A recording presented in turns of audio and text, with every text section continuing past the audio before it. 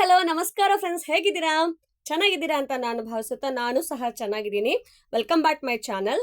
Skip ಮಾಡದೆ ನೋಡಿ ಈ ವಿಡಿಯೋನ.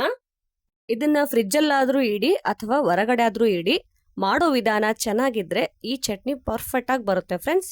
ಯಾರಿಗಾದ್ರೂ ಮನೇಲೆ ಇದ್ದು ಬೋರ್ ಆಗುತ್ತೆ, ಏನಾದ್ರೂ ಕೆಲಸ ಮಾಡ್ಬೇಕು ಅಂದ್ರೆ ಈ ರೆಸಿಪಿನ ಟ್ರೈ ಮಾಡಬಹುದು. ಈಗ ಸ್ಟವ್ ಮೇಲೆ ಒಂದು ಇಟ್ಬಿಟ್ಟು ಅದಕ್ಕೆ ಅರ್ಧ ಸ್ಪೂನ್ ಅಷ್ಟು ಮೆಂತೆನ ಹಾಕೊಳ್ಳಿ, ಸಾಸಿವೆ ಕೂಡ ಹಾಕೊಳ್ಳಿ, ಚೆನ್ನಾಗಿ ರೋಸ್ಟ್ ಮಾಡಿ ಫ್ರೆಂಡ್ಸ್.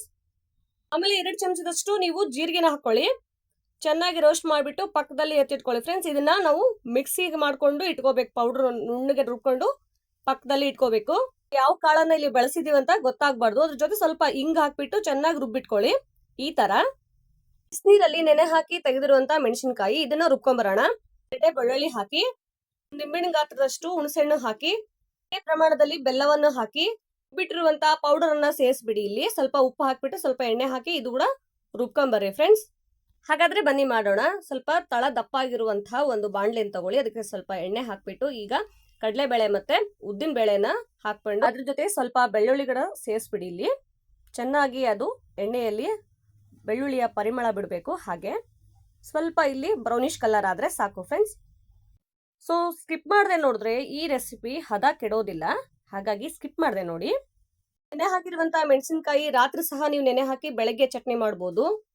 ನಮ್ಮ ಹತ್ರ ಟೈಮ್ ಇಲ್ಲ ಅಂದ್ರೆ 10 ರಿಂದ 15 ನಿಮಿಷ ನೀರು ಚೆನ್ನಾಗಿ ಕಾಸ್ಬಿಟ್ಟು ಅದರಲ್ಲಿ ನಾವು ನೆನೆ ಹಾಕ್ಬಿಟ್ಟು ಮೆಣಸಿನಕಾಯಿನ ಬಿಡಿಸಿ ಇಡಬಹುದು. ನೋಡಿ, ಈ ತರ ಚಟ್ನಿನ ರುಬ್ಕೊಂಡು ಮೊದಲಿಗೆ ಸ್ವಲ್ಪ ಚಟ್ನಿ ಹಾಕ್ಬಿಟ್ಟು ಚೆನ್ನಾಗಿ ಕಲಸಿ, ಆ ನಂತರದಲ್ಲಿ ಇನ್ನೂ ಸ್ವಲ್ಪ ಉಳಿದಿರುವಂತಹ ಚಟ್ನಿ ಸಹ ಇಲ್ಲಿ ಸೇರಿಸ್ಬಿಡಿ. ಲೋ ಫ್ಲೇಮ್ ಅಲ್ಲೇ ಇದು ಚೆನ್ನಾಗಿ ಕುದಿಬೇಕು ಫ್ರೆಂಡ್ಸ್. ನೋಡಿ, ನೀರಿನ ಅಂಶ ಎಲ್ಲ ಹೋಗುತ್ತೆ ಇದು. ಈ ಟೈಮಲ್ಲಿ ಸುತ್ತಲೂ ಎಣ್ಣೆ ಬಿಡಬೇಕು, ಆ ರೀತಿ ನೀವು ಕುದಿಸಿ. ಸೊ ಇನ್ನೂ ಸ್ವಲ್ಪ ಎಣ್ಣೆ ಬೇಕಾಗುತ್ತೆ ಈ ಚಟ್ನಿಗೆ. ಸೊ ಮೇಲ್ಗಡೆ ಹಾಕ್ಬಿಟ್ಟು ಇದೇ ತರ ಫ್ರೈ ಮಾಡಿ, ಅದು ತಳ ಬಿಡುತ್ತೆ ಫ್ರೆಂಡ್ಸ್. ಅಲ್ಲಿವರೆಗೂ ಈ ತರನೇ ನಾವು ತಿರ್ಸ್ಬೇಕು, ಚೆನ್ನಾಗಿ ಕೈ ಆಡಿಸ್ತಾ ಇರಬೇಕು, ಇಲ್ಲ ಅಂದ್ರೆ ತಳ ಒತ್ತುತ್ತೆ, ಅದೆಲ್ಲ ಹಿಡ್ಕೊಂಡ್ಬಿಡುತ್ತೆ ತಳ ಎಲ್ಲ. ಸೊ ಹಾಗಾಗಿ ಈ ಟೈಮಲ್ಲಿ ನಾವು 1 ರಿಂದ 2 ಚಮಚದಷ್ಟು ಅರಿಶಿನ ಪುಡಿ ಹಾಕ್ತಾ ಇದೀವಿ. ನೋಡಿ, ಅದು ಸಹ ಚೆನ್ನಾಗಿ ಕಲಿಬೇಕು. ಚಟ್ನಿ ಮಾಡೋದು ಕ್ವಾಂಟಿಟಿ ಜಾಸ್ತಿ ಇದೆ, ಹಾಗಾಗಿ ನಾವಿಲ್ಲಿ ಎಲ್ಲ ಸಾಮಗ್ರಿಗಳನ್ನ ಜಾಸ್ತಿ ಹಾಕೊಂಡಿದೀವಿ. ನೀವು ಸ್ವಲ್ಪ ಕ್ವಾಂಟಿಟಿಯಲ್ಲಿ ಮಾಡೋದಾದ್ರೆ ಎಲ್ಲವನ್ನು ಕಮ್ಮಿ ಮಾಡ್ಕೊಂಡು ಹಾಕೋಬಹುದು. ಕೈ ಬಿಡದೆ ಚೆನ್ನಾಗಿ ಕಲಸಿ ಫ್ರೆಂಡ್ಸ್. ಈಗ ನೋಡಿ, ಇನ್ನೊಂದು ಸ್ವಲ್ಪ ಅದಕ್ಕೆ ಎಣ್ಣೆ ಬೇಕಾಯ್ತು, ಹಾಗಾಗಿ ಮತ್ತೆ ಎಣ್ಣೆ ಹಾಕ್ತಾ ಇದೀವಿ. ಮೆಣಸಿನಕಾಯಿ ಉಪ್ಪಿನಕಾಯಿ ಸಹ ಹೊರಗಡೆ ಸಿಗುತ್ತೆ, ಹಾಗೆ ನಾವು ಹೊರಗಡೆ ತರೋದಕ್ಕಿಂತ ನಮ್ಮನೇಲೆ ನಾವೇ ಟ್ರೈ ಮಾಡ್ಬೋದಲ್ಲ. ಇದನ್ನ ಮಾಡ್ಕೊಂಡು ಬಿಸ್ನೆಸ್ ಸಹ ನಾವು ಮಾಡ್ಬೋದು. ಸೊ ಒಮ್ಮೆ ನೀವು ಟ್ರೈ ಮಾಡಿ. ಇಬ್ರು ಒಳ್ಳೆ ಕಾಮೆಂಟ್ ಏನೋ ಮಾಡಿದ್ದೀರಾ, ಹಾಗಾಗಿ ಥ್ಯಾಂಕ್ಸ್ ಹೇಳ್ತೀನಿ ಅವ್ರಿಗೆ. ಸೊ ನೋಡಿ, ಈ ಟೈಮಲ್ಲಿ ಇದೇ ತರ ಚೆನ್ನಾಗಿ ನೀವು ತಿರ್ಸ್ಬಿಟ್ಟು ಹಂಗೆ ಒಂದು 10 ರಿಂದ 15 ನಿಮಿಷ ಚೆನ್ನಾಗಿ ಕುದಿಲ್ ಬಿಡಿ. ಸೊ ಸುತ್ತಲೂ ಬರುತ್ತೆ ಎಣ್ಣೆ. ನೋಡಿ, ಈ ರೀತಿ ಎಣ್ಣೆ ಬಂದ್ಬಿಟ್ರೆ ಆಯ್ತು, ಚಟ್ನಿ ರೆಡಿ ಆಗಿದೆ ಅಂತ ಅರ್ಥ ನಮಗೆ.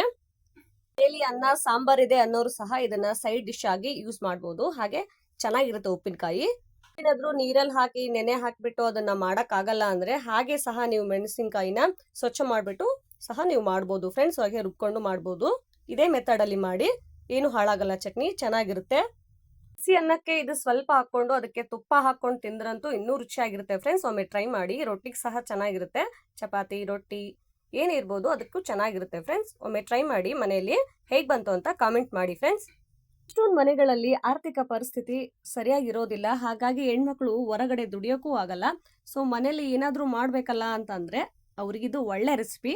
ಸೊ ಹಾಗೆ ಇದನ್ನ ನಾವು ಬಿಸ್ನೆಸ್ ಸಹ ನಾವು ಮಾಡ್ಬೋದು. ಹಾಗೆ ಮನೆಯಲ್ಲೂ ಸಹ ನಾವು ಇದನ್ನ ಮಾಡ್ಕೊಂಡು ಇಟ್ಕೊಂಡು ನಮ್ಮ ಸಂಬಂಧಿಕರು ಯಾರಾದ್ರೂ ಬಂದಿದ್ರೆ ಅಥವಾ ನೆರೆ ಹೊರೆಯದವ್ರಿಗೆ ಕೂಡ ನಾವು ಇದನ್ನ ಕೊಟ್ಟು ಖುಷಿ ಪಡ್ಬೋದು. ನಿಮ್ಮ ಪ್ರೀತಿ ಸಹಕಾರ ಹೀಗೆ ಇರ್ಲಿ. ಹಾಗೆ ಯಾರಿಗೆಲ್ಲ ಈ ಕೆಂಪು ಚಟ್ನಿ ರೆಸಿಪಿ ಇಷ್ಟ ಆಗಿದೆ, ಈ ಕೂಡಲೇ ಹಾಗಾದ್ರೆ ಒಂದು ಲೈಕ್ ಅನ್ನ ಮಾಡಿ. ನೀವು ಲೈಕ್ ಮಾಡೋದ್ರಿಂದ ಇನ್ನೊಬ್ಬರಿಗೆ ಈ ವಿಡಿಯೋ ಸ್ಫೂರ್ತಿ ಆಗುತ್ತೆ. ಹಾಗಾಗಿ thank you so much friends ನೋಡಿದ್ದಕ್ಕೆ.